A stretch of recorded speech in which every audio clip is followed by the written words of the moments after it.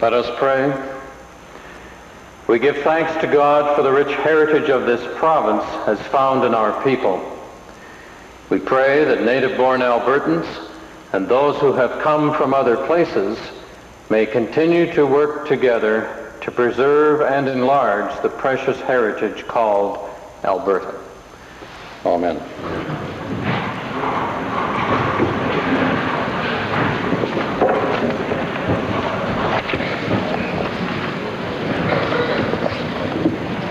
Introduction of visitors. Minister of Economic Development and Trade. Mr. Speaker, it's my pleasure, sir, to introduce to you and to members of the Legislative Assembly an individual who has honored us with a visit to the province of Alberta. We are looking to avenues whereby we can increase our relationships with the country he represents as the ambassador. He is the ambassador of Chile. He is in your gallery, sir. His Excellency Francisco Rivas. I would ask him to rise and receive the warm welcome of this Legislative Assembly.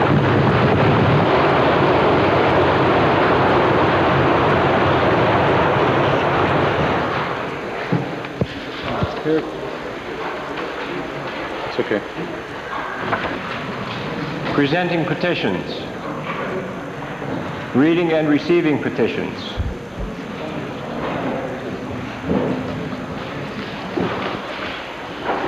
Member for Calgary Mountain View.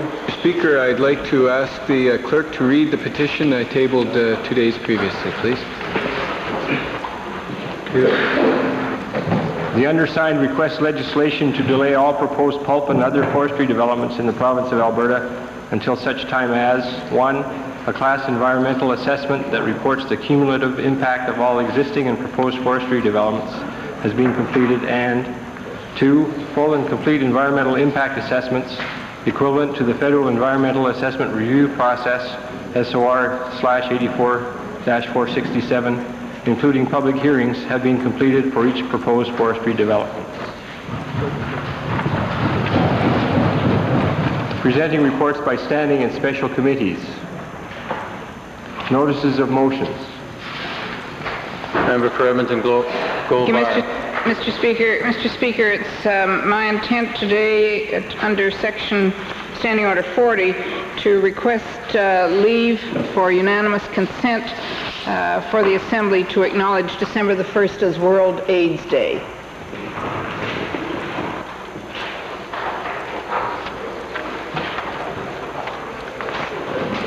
Introduction of bills. Member for Westlock Sturgeon. Mr. Speaker, I request leave to introduce a bill being an act to amend the Builders Lien Act, Bill number 279, Mr. Speaker. This bill would amend the Builders Lien Act to extend the period of time on particular energy projects wherein which subcontractors could lay a mechanic's lien if the bill is delayed in being paid.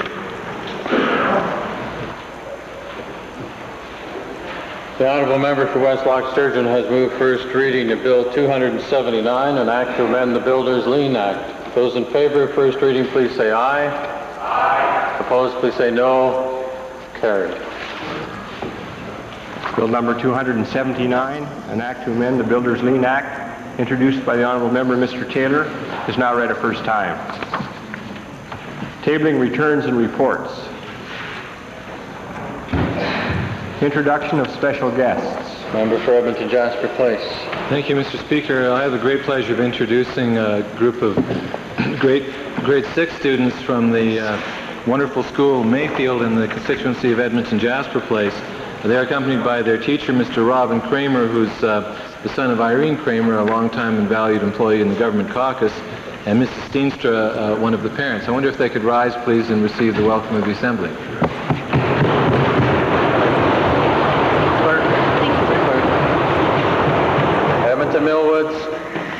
Thank you, Mr. Speaker. It's my pleasure today to introduce to you and to the other members of the Assembly a dynamic group of young students from Ellerslie Elementary and Junior High School in the constituency of Edmonton Millwoods. They're accompanied today by their teacher, Mrs. Phyllis Olson, as well as parents, Mrs. Carolyn Townsend, Mrs. Lamar Brar, and Mrs. Michelle Anselmo. I'd ask them all to stand now in the gallery and receive our very warm welcome.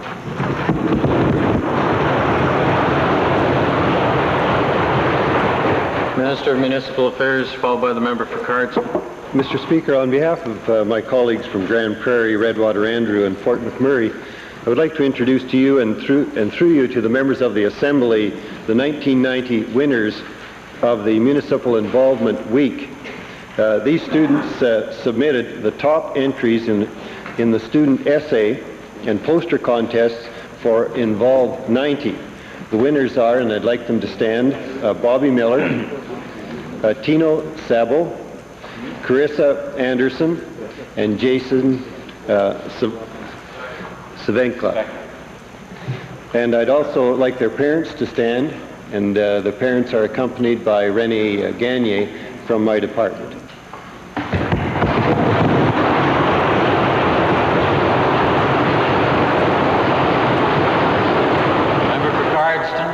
Mr. Speaker, I would like to introduce three members of the McGrath Hospital Board who are accompanied by their administrator. The members are James Anderson, the Vice Chairman, accompanied by Connie Boudry, member of the board, and Debbie Robinson, also a member of the board, and their administrator, Stuart Norton. They're seated in the members' gallery, and I'd ask the Assembly to give them the traditional warm welcome.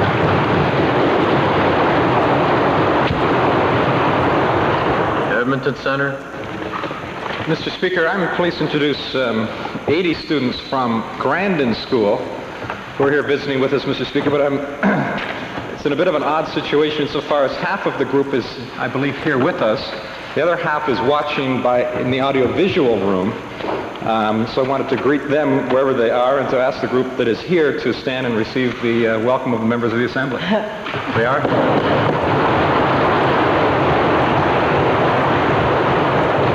Solicitor General. Thank you, Mr. Speaker. Our galleries are graced this morning with the presence of 52 students from Bertha Kennedy Community School in beautiful St. Albert, and they are accompanied by teachers Mr. Slowinski, Ms. Mackay, and parents Mrs. Fletcher and Mrs. Pripaluk, and also Bruce. I would ask them to rise in the galleries and receive the usual welcome of the House.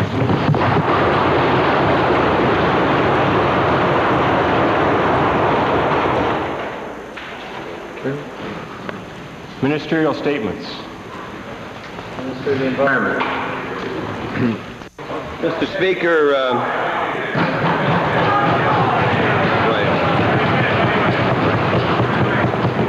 I hope I didn't disappoint you. Mr. Speaker, I wish to advise members of the Legislative Assembly that repairs to the dike at the Lethbridge Northern Irrigation District headworks near Brockett, Alberta, have commenced this morning. As members of the Assembly are aware, in August of this year, a group of individuals who refer to themselves as lone fighters attempted to divert the waters of the Old Man River around the headworks of the LNID irrigation system. In fact, the dike, which comprises part of the headworks, was breached.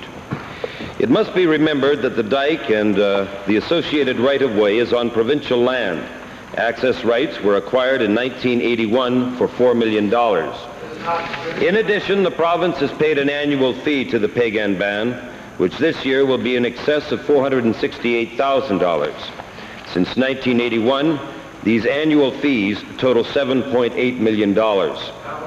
It will be of interest to the Assembly to note that in September of this year, Mr. Justice Egbert ruled, and I quote, "The province has title to the right-of-way in which the canal, headworks, and main dike owned by the province are situated," unquote.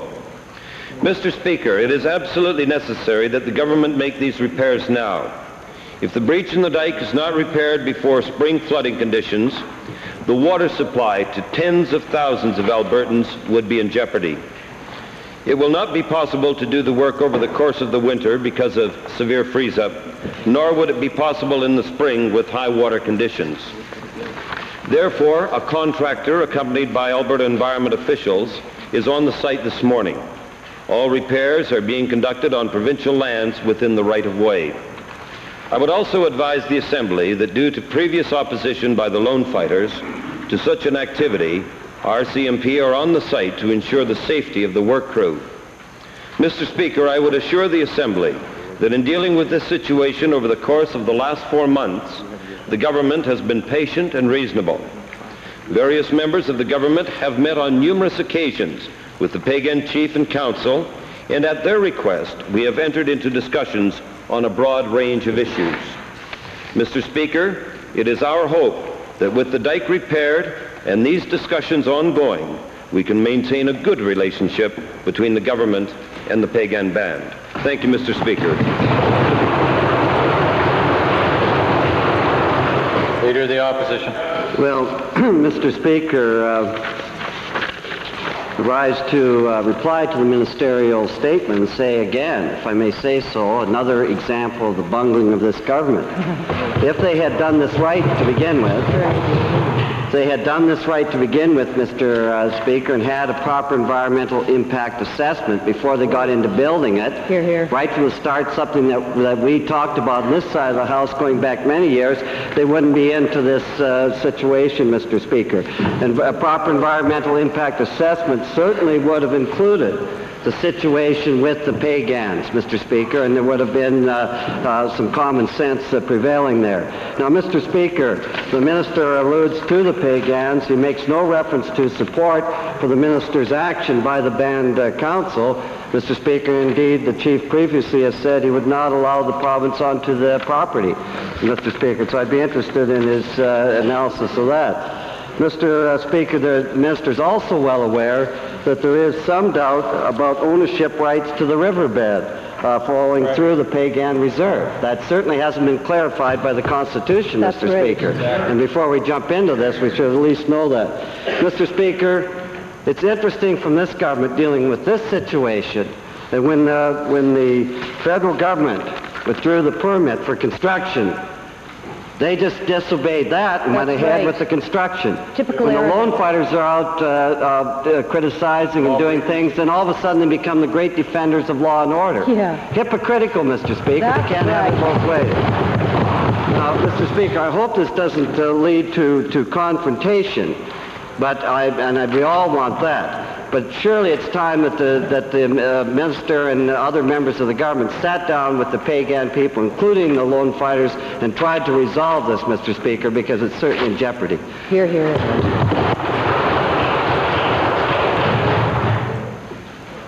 Oral question period. Thank you, Mr. Speaker. I'd like to direct my first set of questions to the Minister of Technology, Research, and Telecommunications. Mr. Speaker, yesterday we saw the minister, trying to jump around and tell us what a great deal they'd made in terms of the AGT prospectus and on the telecommunications, and they said we're not going to lose money, but frankly, nobody believes them. Mr. Speaker, this is the biggest privatization made by this government in the history of the province, and the Conservatives couldn't even do this right, Mr. Speaker. Bungle, bungle, bungle. Now, Mr. Speaker, the simple reality is this, that Alberta taxpayers are now going to buy back a company that they owned 3 months ago, and almost certainly for more money than they received for it. That's the reality, Mr. Speaker. My question to the minister, can the minister then give us this assurance that once Alberta taxpayers fork over $150 million or more to reacquire this company, can the minister guarantee, absolutely guarantee in the Assembly here, that there will be no net loss for taxpayers on this deal?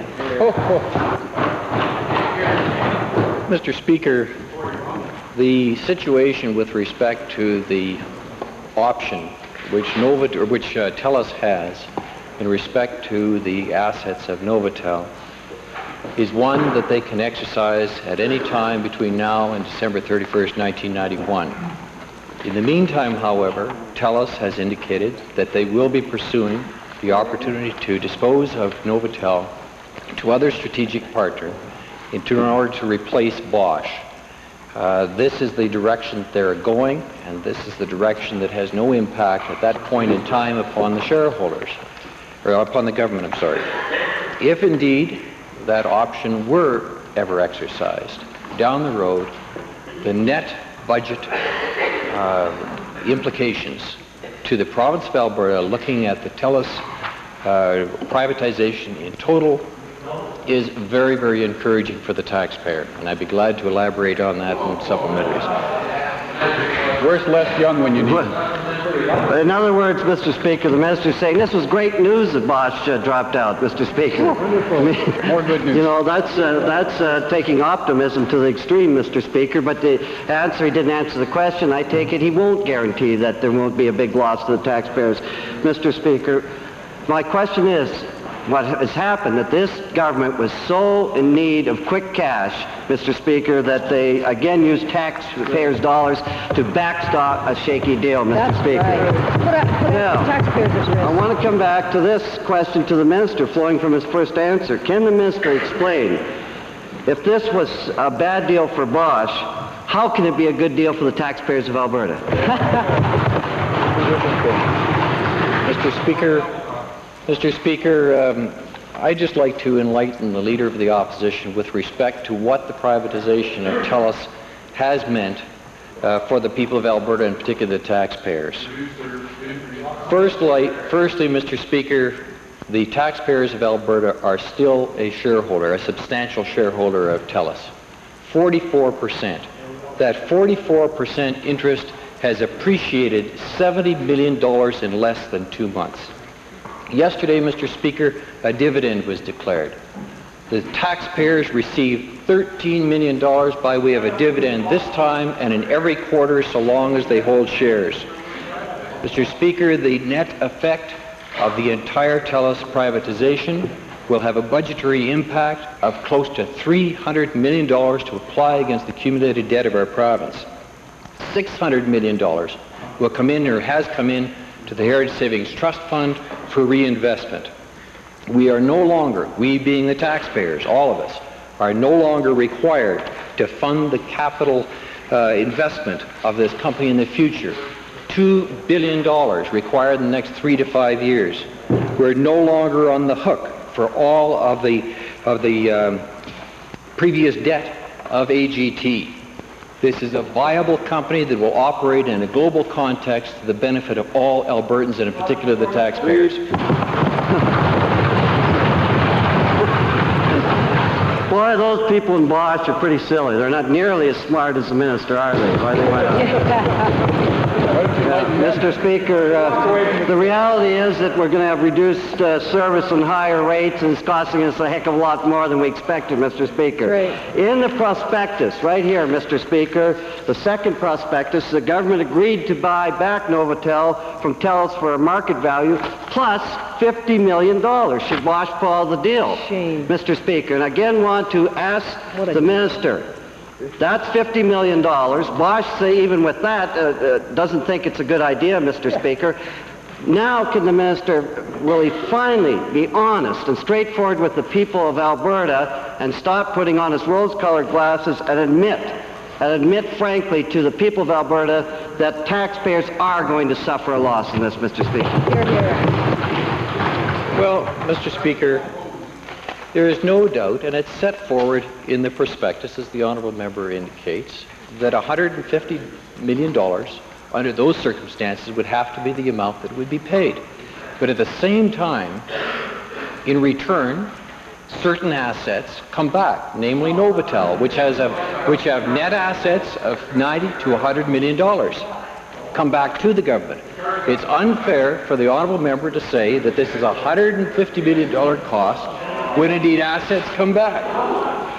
The net effect on the taxpayer is what we're talking about, the net cost to the taxpayer, and to say it's $150 million is clearly wrong. Second main question. Clearly that we're going to lose something. You won't say how much, Mr. Speaker. Bungle, bungle, bungle. But my question is the Minister of Health, Mr. Speaker. Mr. Speaker, we have seen the Minister of Health, as I said yesterday in her Maggie Thatcher routine, stand by her threat to hospitals to balance their budgets or else. Mr. Speaker, even though she totally seems disinterested in the actual effects this will have in healthcare delivery in this province. I don't know who she's going to get to balance her books. Surely it won't be the provincial treasurer. He's the last example here, Mr. Speaker, this is the worst possible example of a government that can balance its books. But, Mr. Speaker, the minister has spoken also of the need for health care delivery to be more efficient. I couldn't agree more, Mr. Speaker. And one example that I can use here with the minister that could lead to health care savings while maintaining quality care is in allowing midwives to deliver babies, as it happens in most parts of the Western world, Mr. Speaker. My question to the minister is this. As the minister is in charge of the health care system, does she agree that midwifery should be made legal in this province? Well, Mr. Speaker, let's look at the issue of midwifery. It's an excellent one upon which we can focus. Right now, we have a request for midwifery to become a separate and distinct occupation, professional occupation in this province. That request is before our professions, our Health Disciplines Board, which is the Professions and Occupations wing when it comes to health. I believe it's an important process to follow because I don't believe that a political judgment should be made on the status of a profession. But once that board makes a recommendation to government, which hopefully will be before the end of the year, then we will look at where midwifery fits within that health spectrum. And the role of the institution, the role of the community, and bringing midwifery in once that decision is made by that Health Disciplines Board is an excellent example of how we can look at better delivering health services. Mr. Speaker, waffle, Mr. Speaker. The public is sick of waffling politicians. They want leadership. She is the minister, Mr. Speaker. Don't hide behind a board, Mr. Speaker. My question to the minister, then, at least, could you look at this? This government has made criminals out of our nurses, our social workers, and now midwives. If the minister, then, is truly interested in saving health dollars, could she explain why her government is currently proceeding with prosecution of midwives in this province, Mr. Speaker? Shame. Mr. Speaker, I'll refer the question to the Attorney General. Prosecution of midwifery, why not? Mr. Speaker, I must admit that I was conversing with my neighbor and didn't hear.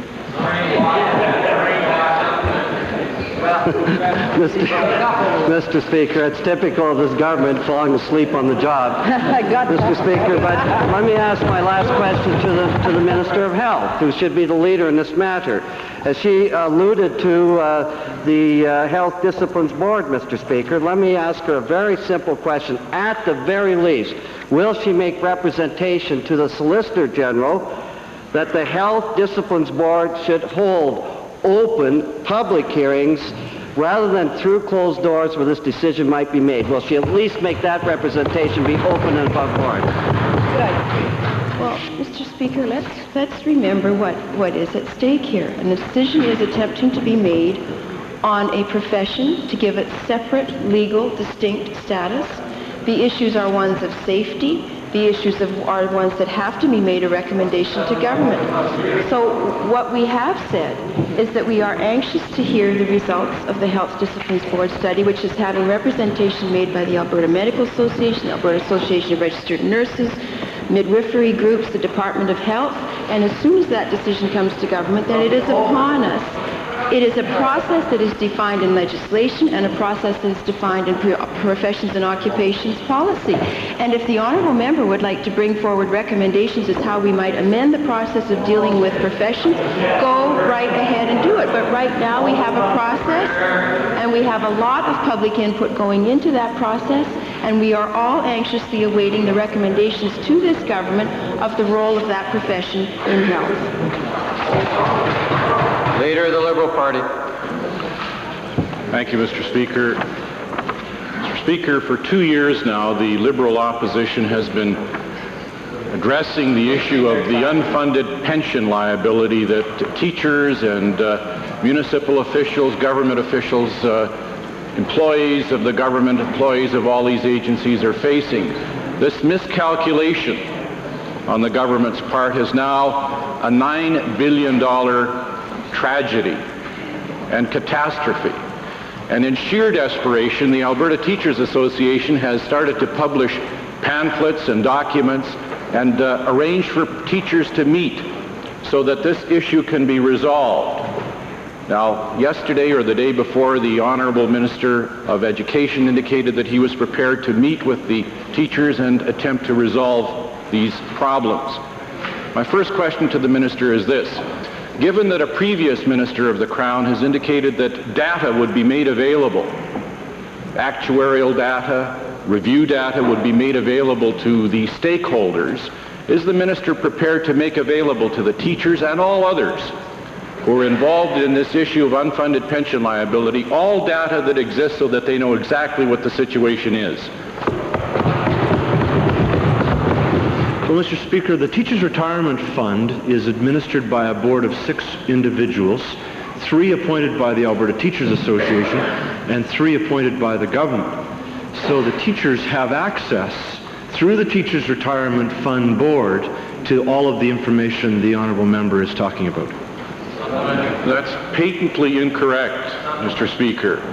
Mr. Speaker, on a number of occasions, data has been requested, and I'm just asking the Minister to consider this. Will he look at this issue and report back to this House the data that's not available, because there's a very big discrepancy between what the Auditor General says is the unfunded pension liability as to the teachers' portion and what the teachers themselves believe that unfunded portion to be. Will he provide anything that is in the government's possession in that regard to clear up this issue of information? Mr. Speaker, if there is any doubt about the availability of information, that will be cleared up at a meeting between the Minister and the Teachers Retirement Fund Board, which takes place on December 11. My final question is to the Premier, Mr. Speaker. Given that we have a debt, an accumulated debt of $14.5 billion, and given that we now have this unfunded pension liability of $9 billion, and given that all other provinces in Canada have looked after unfunded pension liability, I'd like to know from the Premier where we're going to get monies. Where are monies going to come from to pay this $9 billion debt down? Mr. Speaker, I'm sure the Honourable Provincial Treasurer will want to go into the question in more detail with the member from Glengarry, who has raised it before and had answers from the Provincial Treasurer on many occasions. I might say, Mr. Speaker, one of the fallacies of anybody who's ever been in business is to only line up when they are assessing something, their liabilities. And as this member has, he lines up liabilities and has absolutely no sense of assets, which normally you would balance against liabilities. And when you look at the tremendous assets of the government and people of Alberta, you come to the one conclusion: the province in the strongest financial position of any government in Canada.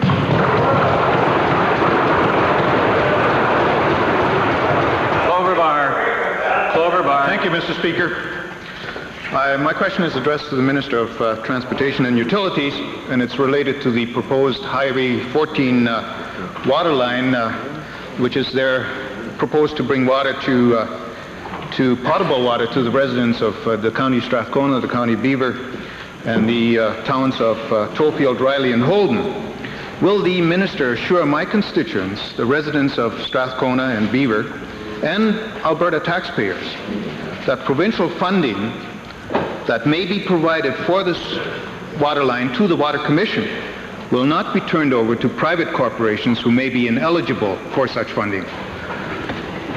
Well, Mr. Speaker, 2 things. We've been working on the Highway 14 project for quite a number of months with the County of Strathcona and the other municipalities in that particular region to develop a water line that would be owned and operated by a commission. Now, that commission has the autonomy to enter into an agreement, a joint agreement, or whatever it may be, with either a company or a number of companies to put a water line in place. Our funds under our program are only eligible to the municipalities. And if they should enter into an agreement, it would be my understanding, and I want to check this, it would be my understanding that any of the assets would remain with the commission to the equal amount of our grants. Now, they have received notification that we have provided, I believe it's $4.9 million, and that we will hold till the end of this year. I can't guarantee it beyond that, to assist in the provision of a water line to our Drawson, Tofield, and Riley. Thank you, Mr. Speaker.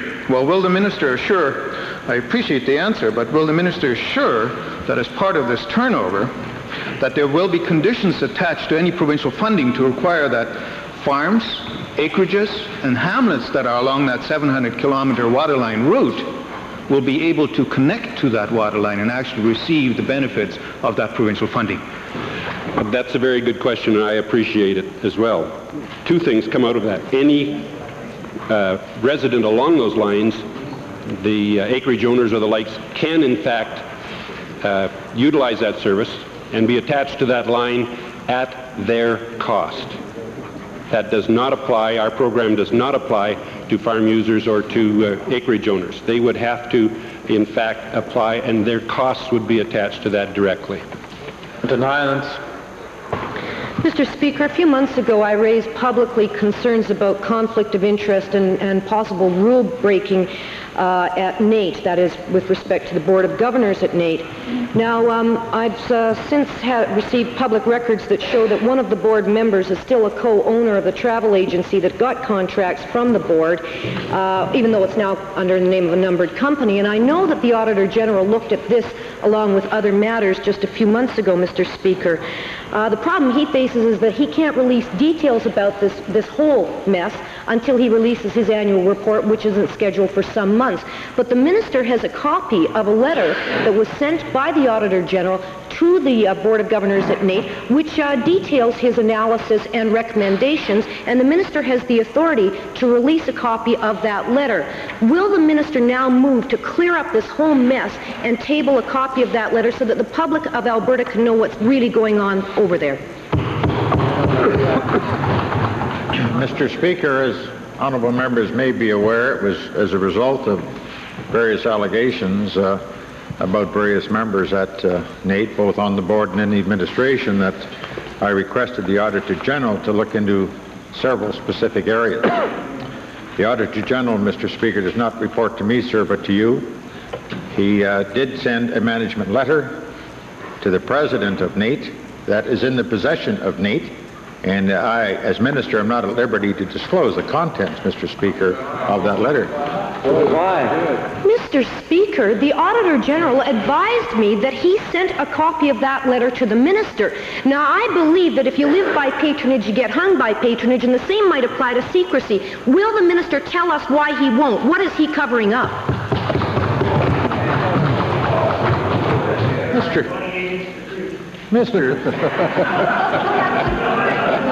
Yes, indeed there are. Mr. Speaker, I'm somewhat surprised at the honourable member for Edmonton Highlands. I just explained. Although I've received a copy of that, I am not at liberty, Mr. Speaker.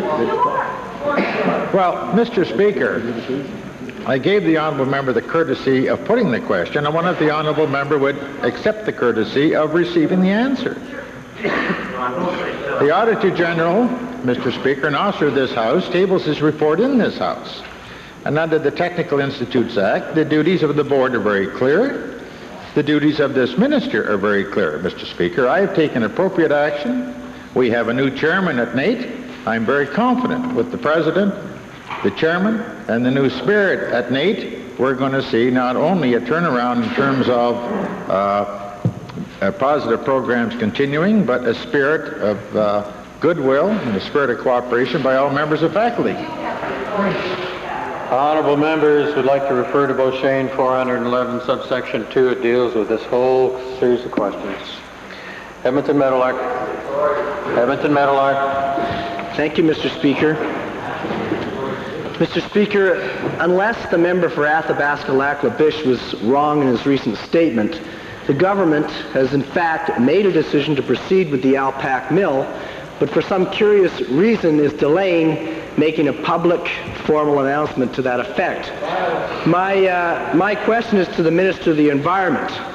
How can the Minister even contemplate announcing or allowing the Alpac mill to proceed when not one of the environmental review mechanisms established by his own government, not the original review board, not the Yakupuri consultants, and most recently not even his scientific review panel, have ever said that that project is environmentally acceptable? Well, Mr. Speaker, first of all, the government has not made a decision, and when a decision is made one way or another, it will be announced in a very, very public way. Secondly, I'm surprised that the honourable member would make the statement relative to comments in the, at least in the original LPAC review panel report, where in fact Mr. DeSorsi and the panel concluded that that the original mill, or the mill as it was originally proposed, would be unto itself probably the cleanest mill in Canada, if not in the world. And what we're doing right now relative to the revised proposal is conducting a thorough review, and there are a number of parties involved in this situation, including the company, including 4 departments at least of government, including the federal government. And what we want to do is to pull all this information together and make, on the basis of that information, a sound and reasonable decision, a decision that will be announced publicly. The fact is that the Alberta Pacific Review Panel said that further study had to be done before they would ever say that that mill was environmentally acceptable. Will the minister admit that in fact his government has made the decision to proceed, and that he is delaying the announcement to proceed with that pulp mill until after the Strathcona by-election for one reason and one reason alone, because he knows full well what the political consequences of that announcement will be for his government in places like Edmonton, Strathcona? Well,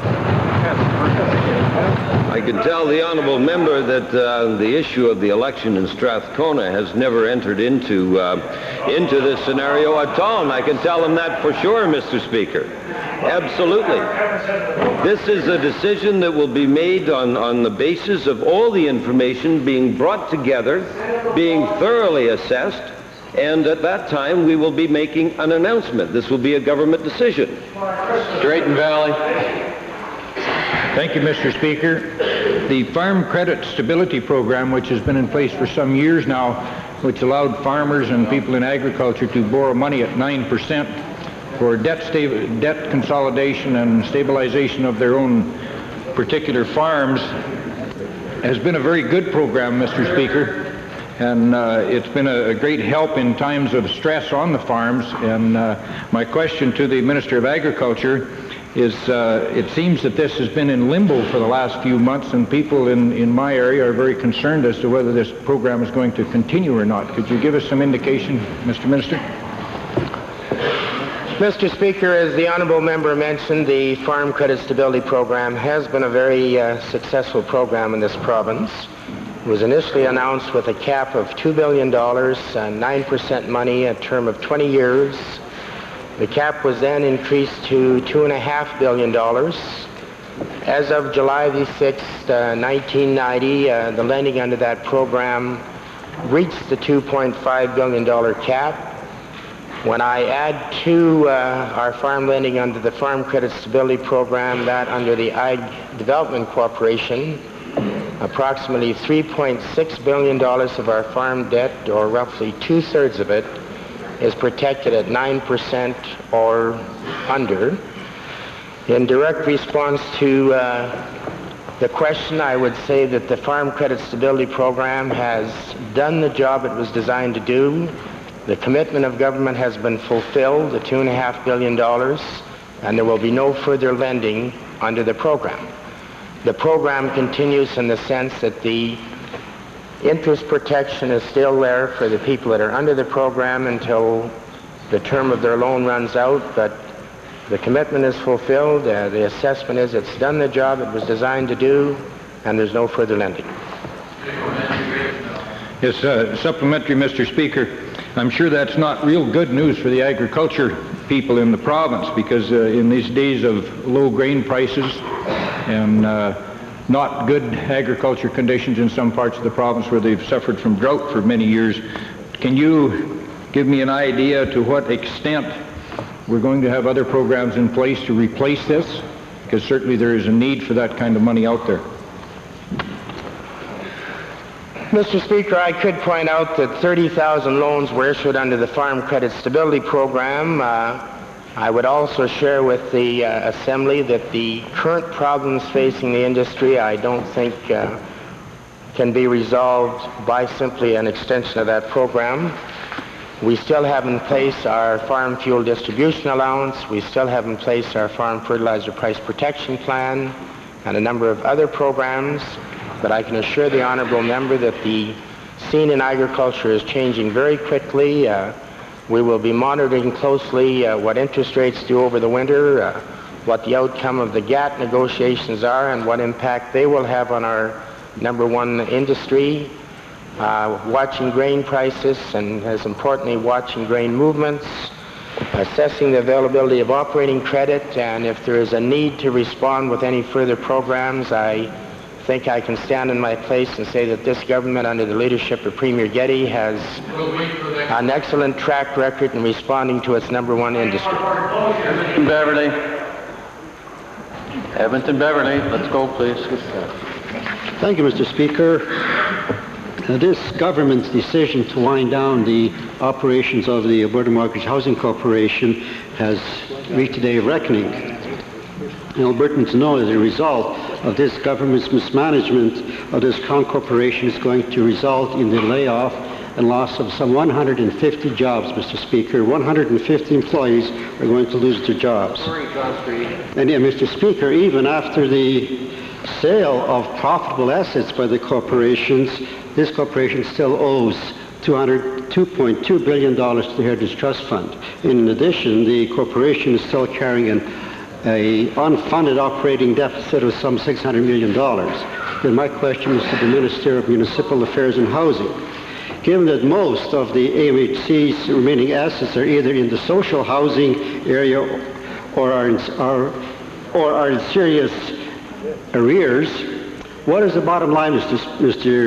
Speaker? How much of this government mismanagement of the AMHC is going to end up costing the people of the province of Alberta?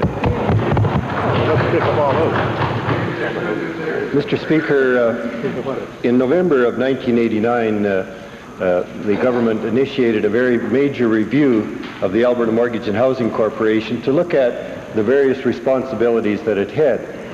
The decision at that time was to set up two objectives. The first one to set up a social housing objective and pursue that to meet the needs of the needy and those that need housing in the province of Alberta, those with various kinds of disabilities, the seniors, and we have very adequately provided accommodation of something like 14 to 20,000 units in the province for individuals to assist them in affordable accommodation. The other objective was to look at the real estate or the development type portfolio, part of the portfolio, which had in it the CHIP map, which is the Core Housing Incentive Program, the Modest Apartment Program, as well as land and foreclosed housing units, and determine what to do with that. The other portion of the program, a very major portion of the program, was the mortgage portfolio program, and the decision was made to sell those mortgages into the private market because there were private institutions, lending institutions that were lending money, mortgages at the very same rate as government. And why should government be in the business? Government should not be in the business. We have sold some $742 million of mortgages, and that money is now with the Heritage Savings Trust Fund earning a higher interest rate than it did in the mortgage portfolio. That money can be used in the general revenue to help health, education, and other objectives of government. It was a good transfer. Now, Mr. Speaker, addressing the question. You're not going to. No, you're not.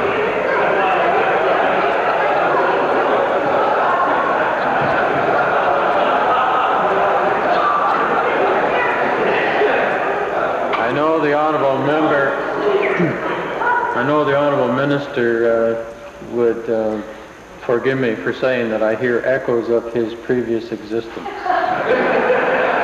Supplementary.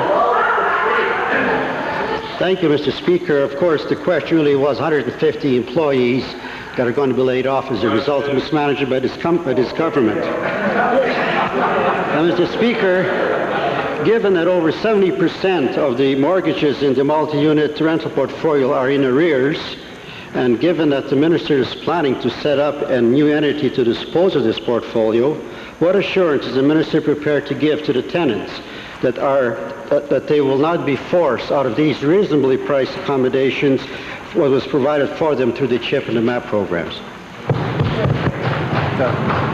Mr. Speaker,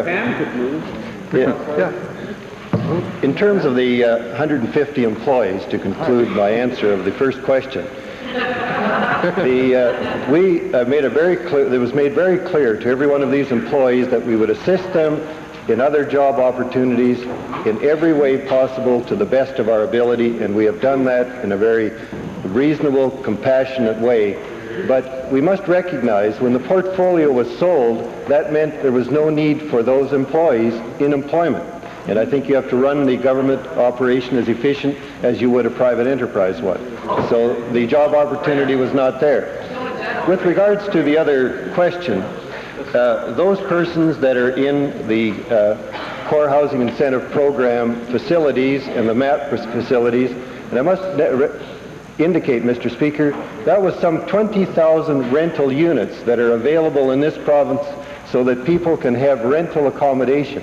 If those units weren't there, we would have a tighter rental market than we have at the present time. And it is our intent, Mr. Speaker, to deal with those in need. If there's a person in the CHIP or MAP project that has an income that cannot afford a high rate of rent, we are prepared to use the rent supplement program to assist them so they will be treated in a very compassionate and responsible way. Calgary Mountain View, followed by Calgary McKnight. Thank you, Mr. Speaker. The Minister of the Environment statement this morning studiously avoided mentioning whether his action was undertaken with the support of Chief and Council at the Pagan Nation. I'd like to ask the Minister of the Environment, did the government receive the support and endorsement for this action today from the Pagan Chief and Council? Are they on the reserve at the invitation or with the permission of the Pagan Chief and Council? Mr. Speaker, we are on the reserve to exercise our responsibility to maintain the integrity of those headworks. That's what we're on the site to do. There was a clearly illegal action undertaken that resulted in a breach in the dike and causes some risk to tens of thousands of Albertans, particularly in southern Alberta. We're on the reserve to effect those repairs. We have had discussions with the Chief and Council, and we have indicated to the Chief and Council on a number of occasions that it is absolutely essential that we get on that site as soon as possible. It's going to be impossible in the spring with high waters, and there's tremendous danger of floods. And it's going to be impossible if we leave it for another couple of weeks because the ground will be so darn frozen we won't be able to do a thing with it. So it's not a matter of getting a permission, Mr. Speaker. It's a matter of getting on the reserve and fulfilling our responsibility to maintain the integrity of those headworks. Well, it sounds like the minister is forcibly entering and occupying Pagan lands without the permission of Chief and Council. It escapes me what right the province has to do that, and so I'd like to ask the minister, was the government given approval for these actions by the Conservative Minister of Indian Affairs in Ottawa, or are they simply bullying their way onto the reserve without permission and regardless of what the consequences might be, tragic or not? Mr. Speaker, I thought that maybe the honourable member had learned to listen since he left Calgary City Council, but obviously not.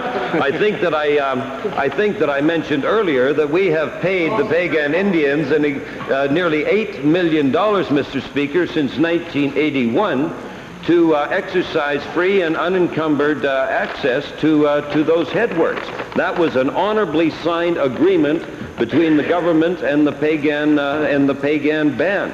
And all we're doing is exercising our right to maintain, as I said before, the integrity of those headworks. Thank you. Calgary McKnight. Thank you, Mr. Speaker. Mr. Speaker, the Minister of Education is awaiting a response from school boards to his proposal, described in this House on Tuesday, for achieving equity in education in the province. This proposal, Mr. Speaker, is nothing more than that old, thoroughly rejected plan called corporate pooling. It redistributes dollars, achieving equity on the revenue side, but it does nothing about providing equality of opportunity or access, because it doesn't look at the expenditure side. We all know that $1 spent in Edmonton will provide more educational service than $1 spent in Berry Creek, or conversely, that providing special ed in Berry Creek costs more than providing it in Edmonton. Mr. Speaker, my question to the Minister is, will he admit that his proposal for what he calls educational equity is a sham, because it will do nothing to improve the quality of education in smaller centres in Alberta? It's a tax grab. Mr. Speaker, if the honourable member would do her homework and read Hansard on page 2455, she will see that the plan I have laid on the table before school trustees includes the recognition of existing costs, existing expenditures, as legitimate minimum costs of delivering education in each of those school jurisdictions. Captain Aurora. Mr. Speaker, the Minister has set a response deadline of December 15th, which is simply not enough time for school boards to respond. Instead of shoving this plan down school boards' throats, why didn't he establish a broadly based task force to look at all the issues involved in providing equality of opportunity? Mr. Speaker, again, the honourable member is lacking in homework, and I'd suggest she go and even speak with the Alberta School Trustees Association, from where she is getting her information, supposedly. Because the next meeting of the Alberta School Trustees Association Task Force on School Funding Equity will take place on December 13th, and that is the next step in the process. Prior to that, the Local Government Financing Review Committee, including the ASTA, the Municipal Districts and Counties, the IDs, and the Alberta Urban Municipality Association, will also sit down and address this issue. This very afternoon, I am joining the member for Banff Cochrane and going to meet with 4 school boards in the Bow Corridor, as well as a number of municipal government authorities. Those kinds of meetings are ongoing, Mr. Speaker. The proposal is on the table, and our objective, Mr. Speaker, is to make sure that every single student in this province has access to the right of education that they rightfully have and must have, Mr. Speaker. And the honourable member knows it, but won't come to grips with the problem and help come up with a solution. Dear North. Red Deer North. Thank you, Mr. Speaker. My question's to the Associate Minister of Family and Social Services. Mitchener Centre in Red Deer is one of a number of facilities in the province which provides care to residents of all ages who have a wide degree of capabilities. And while we believe that our caregivers in Alberta are the best probably in Canada, we do know there is always an opportunity where abuse or neglect may come up. I wonder what assurance the Minister can give to caregivers in Alberta that should any employee reporting a situation of potential abuse or neglect in any facility would not have to fear any reprisals from employers. Yes, Mr. Speaker. First, I would certainly hope that anyone knowing of any inappropriate treatment or behavior, or neglect for that matter, would indeed bring it to the attention of his or her superior.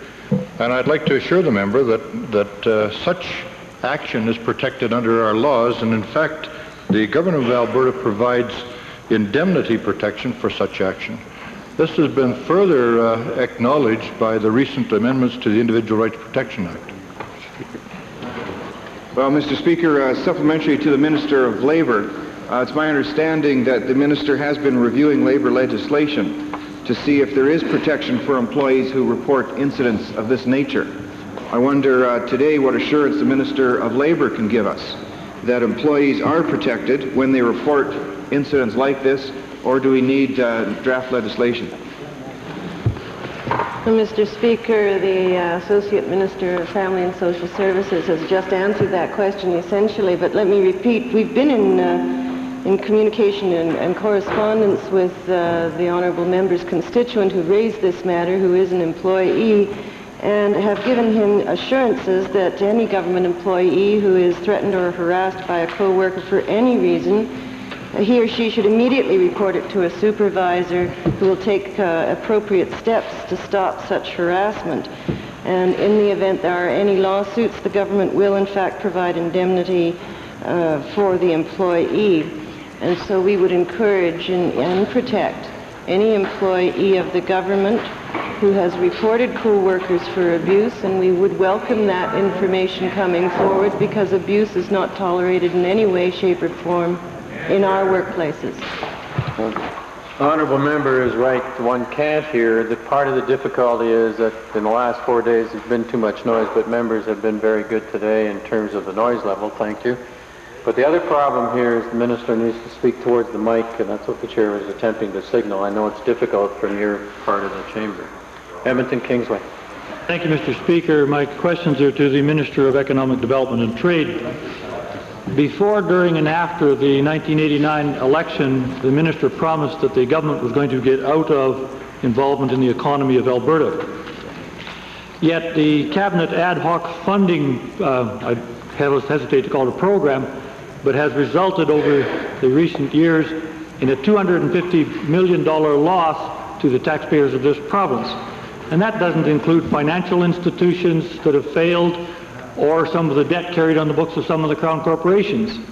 Can the minister tell me why he gave $3 million loan in August to Alberta Pacific Terminals, that's on top of a $9 million loan guarantee earlier, when it goes right against the stated policy? Mr. Speaker, I appreciate the twist that the honourable member has put on my statements, and that I had indicated that we were going to pull back from our involvement, and we're proud of the involvement that we were involved with in the past, because we've got the most dynamic growth province of any in Canada, and we're proud of that involvement. Recognizing that we are the leading province as it relates to economic growth, we are pulling back, and I can go through a list of millions of dollars that have been declined by this government since I have assumed this responsibility. I'm also happy to share with the honourable member that we're not going to pull back totally, because we have an obligation to certain infrastructures within the province of which we're going to continue our involvement. Alberta Pacific Terminals is one of those areas, a port facility that we considered crucial to the development of export markets to the province of Alberta. We put a considerable amount of money also into the Prince Rupert port, so that we would have access to markets other than our own for agricultural producers. But Mr. Speaker, I indicate to the honourable member opposite, if we examine our involvement, and they indicate to us that we shouldn't be quite so involved. Is the honourable member suggesting that we not involve ourselves with a farm credit stability program, which is a loan guarantee program for the farming population, of which the Minister of Agriculture just indicated we had some 30,000 loans? Is he Thank you, Honourable. Question period is basically at an end, so we quickly have the supplementary and a brief answer, please. Yes, thank you, Mr. Speaker. Well, it looks like Pacific Terminals to me is going to be like another GSR, another Gainers, another Marius, and the taxpayers are getting tired of that kind of thing.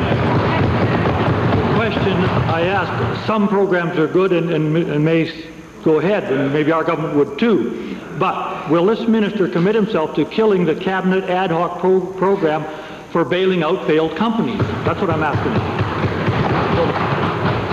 Mr. Speaker, we as a government have an obligation to do our level best to assure that we do have a strong economy in the province of Alberta. We've directed our initiatives toward ensuring that, and we have been successful. When one looks at the rate of growth that we are experiencing, we are one of the few provinces that are going to have actual growth in this province. And if the honourable member is suggesting certain things, I'm happy to take his suggestions under advisement, but if we review Our involvement, our success rate has been extraordinary, whereby under a number of programs that we do have, our success rate is excess of 90%, some as high as 99% under various programs that we do have. Mr. Speaker, I acknowledge there are going to be areas that I am also discouraged with, whereby we have had involvements that are not quite up to the standards that we had hoped. But to suggest and to zero in on just those odd specific cases is totally unfair of the honourable member. That's right.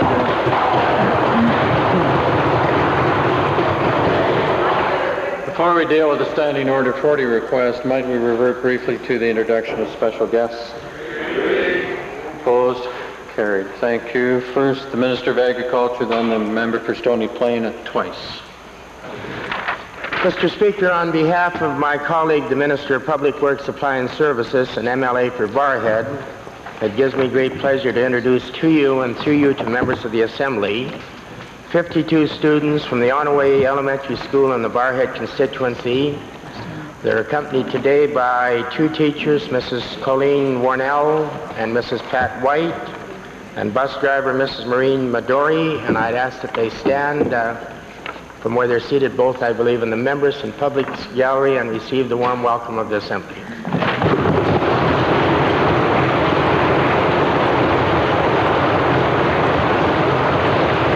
Stony Plain. Thank you, Mr. Speaker. It gives me pleasure to introduce 48 students from, grade 8 students from the John Paul II School in Stony Plain. They are seated in the public gallery and they're accompanied by their two teachers, Janet the clerk and Dwayne Hagan. Also accompanying them are parents Sharon Hildebrand, Daniel Fusiak, and Joan Friedland. I'd ask them to rise and receive the warm welcome of this Assembly.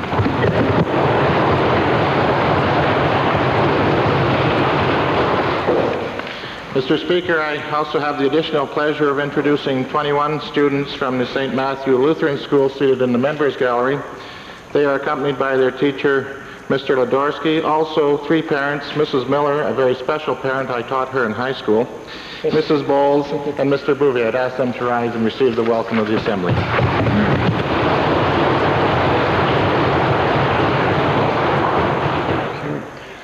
Standing Order 40 request, the Honourable Member for Edmonton Gold Bar, asking for unanimity first. Thank you, Mr. Speaker. I rise to request unanimous consent to deal with the following motion, which has been circulated. Be it resolved that the Legislative Assembly acknowledge December the 1st, 1990 as being World AIDS Day and acknowledge the pain and suffering of many Albertans, and that this government be encouraged to provide for our citizens education about the treatment and prevention of AIDS, and to encourage our researchers in their continued efforts in finding an effective cure for this tragic worldwide disease. Mr. Chairman, Mr. Speaker, in speaking to this is a World Health Organization initiative, Mr. Speaker, that I believe it is incumbent upon this legislature to support. The request has been made. Those willing to give unanimous consent, please say aye. Opposed, please say no.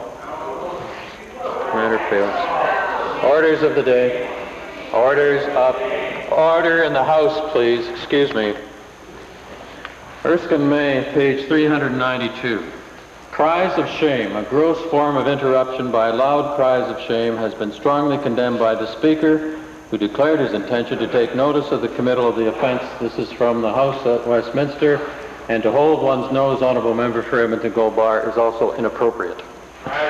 And that also is inappropriate.